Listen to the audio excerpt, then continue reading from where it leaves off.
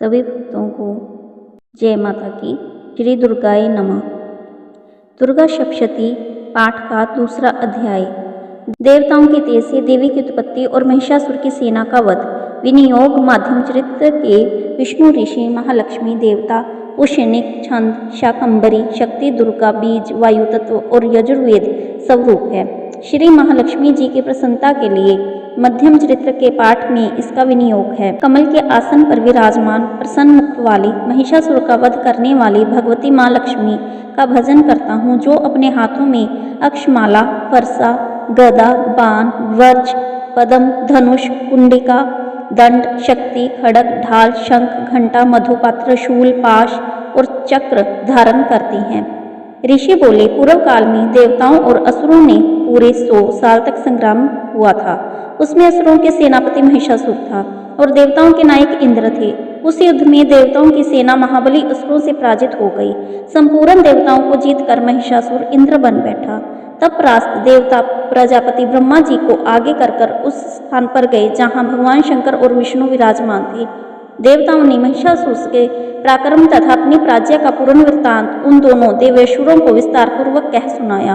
वे बोले, भगवान महिषासुर सूर्य इंद्र अग्नि यम वरुण वायु चंद्रमा और अन्य देवताओं के भी अधिकार छीन कर स्वयं ही सबका अधिष्ठाता बन बैठा है।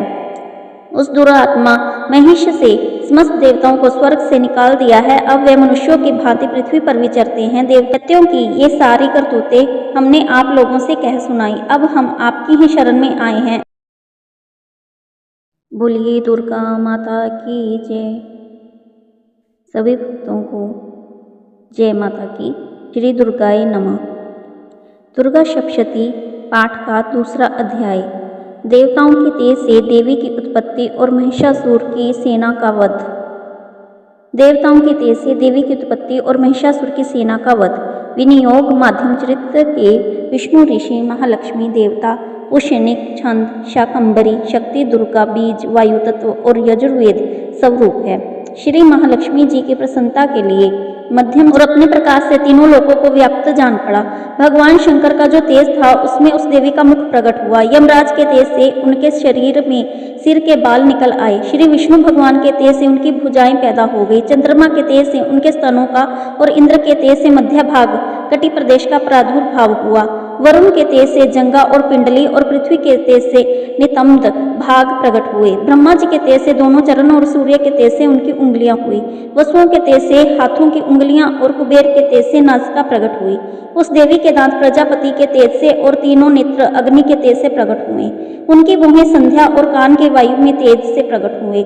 इसी प्रकार अन्य देवताओं के तेज से भी उस कल्याण में देवी का आविर्भाव हुआ। इसके बाद देवताओं ने तेज पुंज से प्रकट हुई देवी को देखकर महिषासुर के सताए हुए देवता बहुत प्रसन्न हुए। पिनाकधारी भगवान शंकर ने अपने शूल से एक शूल निकालकर उन्हें दिया। फिर भगवान विष्णु ने भी चक्र से चक्र उत्पन्न करके भगवती को अर्पण किया। वरुण ने भी शंख भेंट किया। अग्नि ने भी उन्हें शक्ति दी और वायु ने धनुष और बाण से भरे हुए 2 तस्कर प्रदान किए। 1000 नेत्रों वाले देवराज इंद्र ने अपने वज्र से वज्र उत्पन्न कर और ऐरावत हाथी से उतारकर एक घंटा भी प्रदान किया। यमराज ने कालदंड से दंड, वरुण ने पाश, प्रजापति ने स्फटिक काश की माला और ब्रह्मा जी के कमंडल भेंट किया।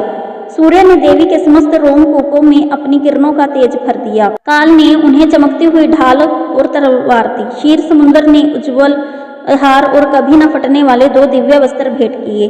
साथ ही उन्होंने दिव्य चूड़ामणि और कुंडल कड़े अर्धचंद्र दूर दोनों चरणों के लिए निर्मल नूपुर, गले में सुंदर हंसली और उंगलियों में धारण करने के लिए रत्नों से बनी अंगूठियां भी दी। विश्वकर्मा ने उन्हें अत्यंत निर्मल फरसा भेंट किया। साथ ही अनेक प्रकार के अस्त्र शस्त्र और अभेद कवच दिए। इसके सिवा मस्तक पर वक्ष स्थल पर धारण करने के लिए कभी न कुम्हलाने वाला कमलों की मालाएं दी। समुद्र ने उन्हें समुद्र कमल से फूल भेंट किया। हिमालय ने सवारी के लिए सिंह और भांति भांति के रत्न अर्पित किए। कोषपाल कुबेर ने मधु से भरा हुआ पान पात्र दिया और समुद्र पूरन नागों के राजा शेष ने इस पृथ्वी पर धारण करते ही उन्हें बहुमूल्य मनुष्य से विभूषित नागहार भेंट किए। इसी प्रकार अन्य देवताओं ने भी आभूषण और अस्त्र शस्त्र देकर देवी का सम्मान किया। तब देवताओं ने देवी से बारंबार अट्टहास पूर्वक उच्च स्वर से गर्जना की। इनके भयंकर नाद से संपूर्ण आकाश गूंज उठा। देवी के यह अत्यंत उच्च स्वर से किया हुआ सिंहनाद कहीं भी समा न सका। आकाश उनके सामने छोटा प्रतीत होने लगा। उससे बड़े जोर से प्रतिध्वनि हुई, जिससे संपूर्ण विश्व में हलचल मच गई। समुद्र कांप उठे, पृथ्वी डोलने लगी और समस्त पर्वत हिलने लगे।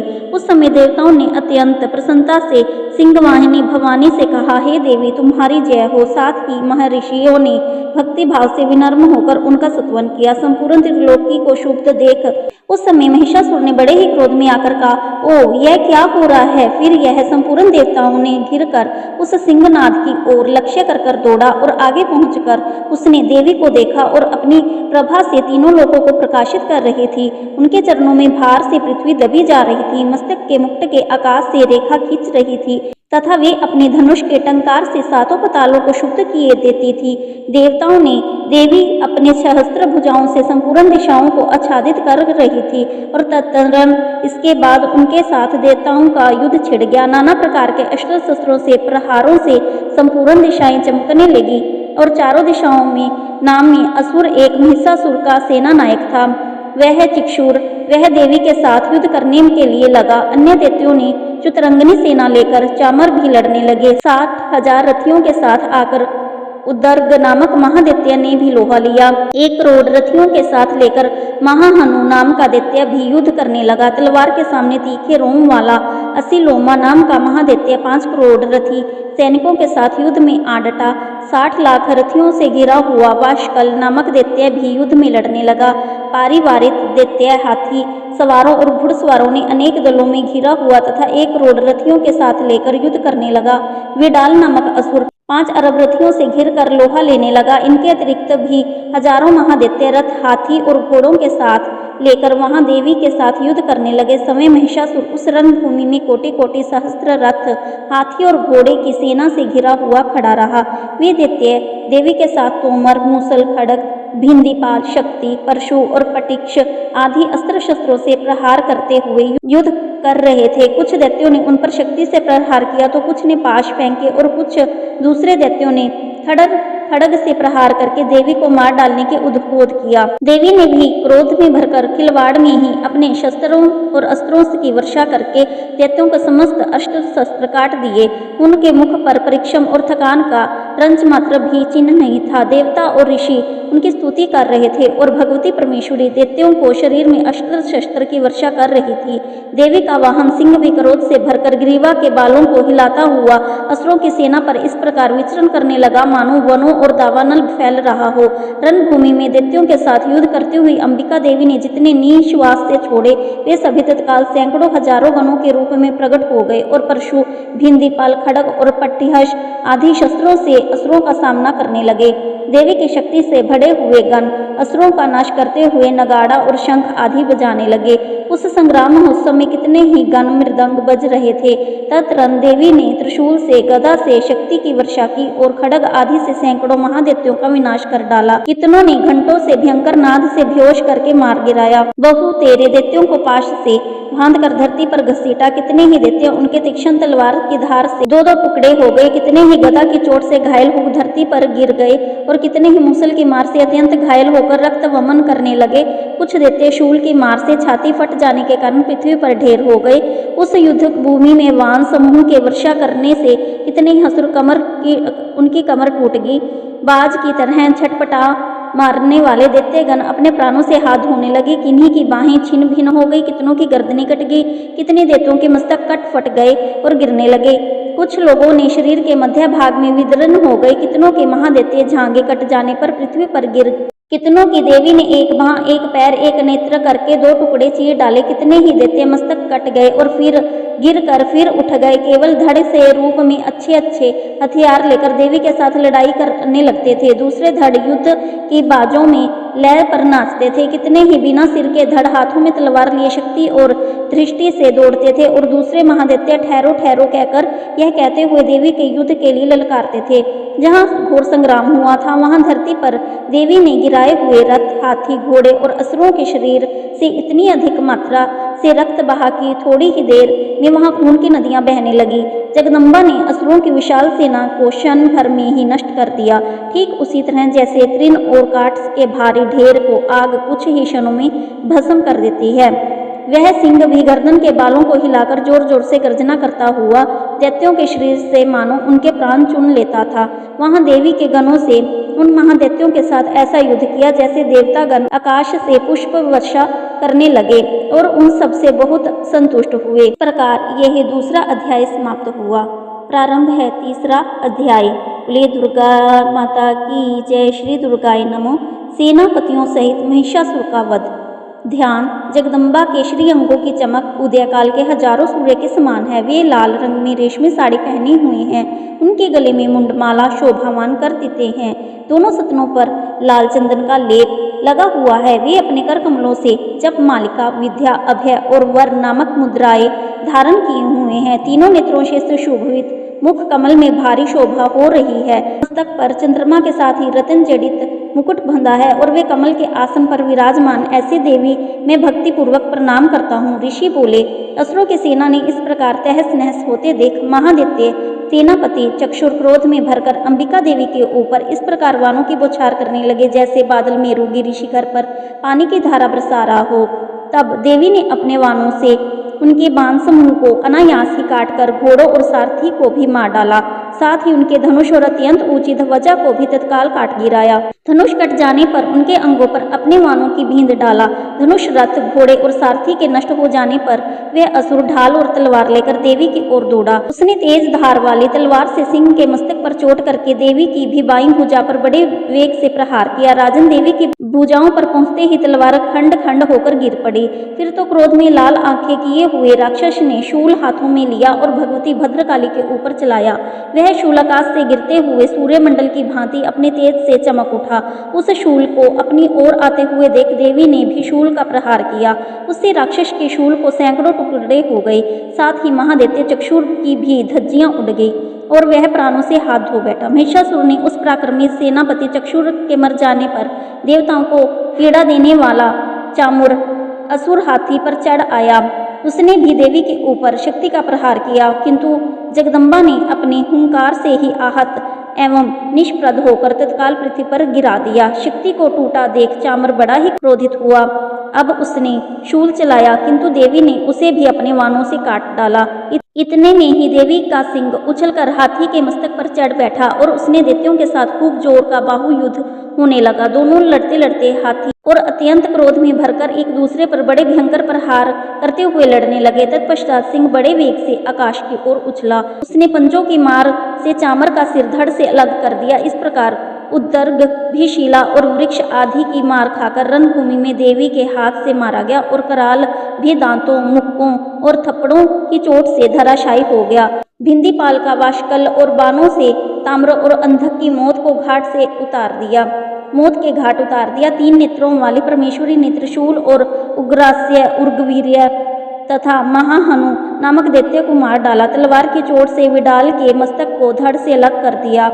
उद्धर्द और ध्रुवमुख इन दोनों ने भी अपने वाणों से मृत्यु लोक भेज दिया। इस प्रकार अपनी सेना का सर्वनाश होता देख महिषासुर ने भैंसे का रूप धारण करके देवी के गणों पर त्रास देना आरंभ कर दिया। किन्हीं किन्हीं को पूंछ से चोट पहुंचाकर, कुछ को सिंहों से विदरण करके, कुछ को वेग से, किसी के भीषण नाद से, कुछ को चक्र देकर, कितनों को ही निश्वास की वायु के झोंकों से धराशायी कर दिया। इस प्रकार गणों की सेना को गिराकर वह असुर महादेवी के सिंह को मारने के लिए झपटा। इससे जगदम्बा को बड़ा क्रोध हुआ। उधर महापराक्रमी महिषासुर भी क्रोध से भरकर धरती पर खुरों से खोदने लगा और सिंहों से ऊंचे ऊंचे पर्वतों को उठाकर फेंकने और गरजने लगा। उसके वेग से चक्र देने के कारण पृथ्वी क्षुब्ध होकर फटने लगी। उसकी पूंछ से टकराकर समुद्र सब ओर से धरती को डुबोने लगा। हिलते हुए सिंहों से प्रहार और विदरण होकर बादलों के टुकड़े टुकड़े हो गए। उसके श्वास से प्रचंड वायु के वेग से उड़े सैकड़ों पर्वत आकाश से गिरने लगे। इस प्रकार क्रोध से भरे हुए महादैत्य ने अपनी ओर आते देख चंडिका ने उसका वध करने के लिए महान क्रोध किया। उन्होंने पाश फेंककर उस महान दैत्य को बांध लिया। बंध जाने पर उसने भैंसे का रूप छोड़ दिया और तत्काल सिंह के रूप में प्रकट हो गया। उस अवस्था में जगदम्बा ज्यों ही उसका मस्तक काटने में उद्यत हुई त्यों ही वह तलवार हाथ में लिए पुरुष के रूप में दिखाई देने लगा। तब देवी ने तुरंत ही बाणों की वर्षा करके ढाल और तलवार के साथ उस पुरुष को भी भींद डाला। इतने में ही उसने महान गजराज का रूप बना लिया तथा अपनी सूंड से देवी के विशाल सिंह को खींचने लगा और गरजने लगा। खींचते समय देवी ने तलवार से उसकी सूंड काट डाली। तब उस महादैत्य को पुनः भैंसे के शरीर में बना लिया और पहले की भांति जड़ चेतन सब प्राणियों के सहित तीनों लोकों को व्याकुल करने लगा। तब क्रोध में भरी हुई जगत माता चंडिका बारंबार उत्तम मधु का पान करने लगी और लाल आंखें करके हंसने लगी।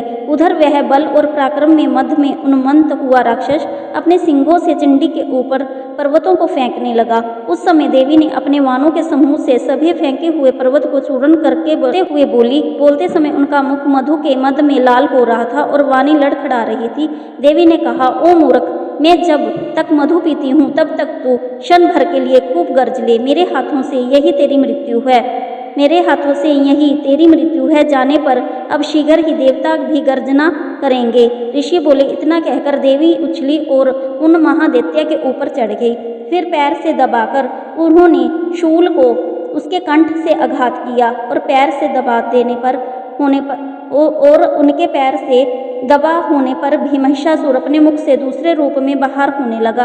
अभी आधे शरीर से ही बाहर निकला था कि देवी ने अपने प्रभाव से रोक लिया और आधा निकला होने पर भी महादैत्य देवी के युद्ध करने लगा। बहुत ही बड़ी तलवार से उसका मस्तक काट गिराया। फिर तो हाहाकार करती हुई दैत्यों ने सारी सेना भाग गई और संपूर्ण देवता अत्यंत प्रसन्न हो गए। देवताओं ने दिव्य महर्षियों के साथ दुर्गा देवी की स्तुति की। गंधर्व राज गान करने लगे और अप्सराएं नृत्य करने लगी। बोलिए दुर्गा माता की जय।